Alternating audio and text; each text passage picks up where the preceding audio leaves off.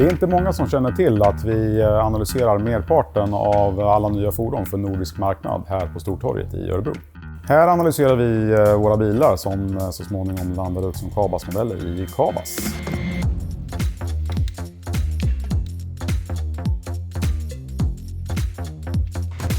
Analysbilar lånar vi primärt av våra generalagenter som vi har ett väldigt bra samarbete med, och i de flesta fallen då så är det pressbilar som vi brukar låna. Vi har tidsstandarder och fordonsanalys under samma tak här på Cab. Det gör att vi kan skräddarsy datat för den nordiska marknaden. Det här vill jag påstå är en väldigt unik verksamhet som vi har här i Örebro. Vi följer försäljningsstatistiken på den nordiska marknaden.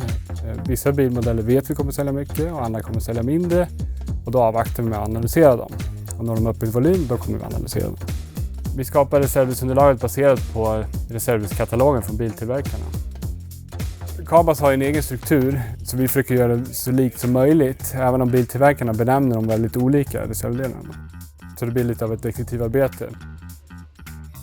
Vi sitter med och justerar reservdelslistan så vi får med de delar som vi ska analysera. Och då gör vi olika justeringar och ändrar benämningar. Det som Kabas-användare ska få det så enkelt som möjligt att kalkylera på en skada. Det som är bra att vi gör analysen hos oss är att vi kommer närmare våra kunder. Via vårt hotline-system så kan kunder skicka in om de hittar något fel eller vill ändra på någonting. Och då kan vi ändra det så syns det i Kabas dagen efter.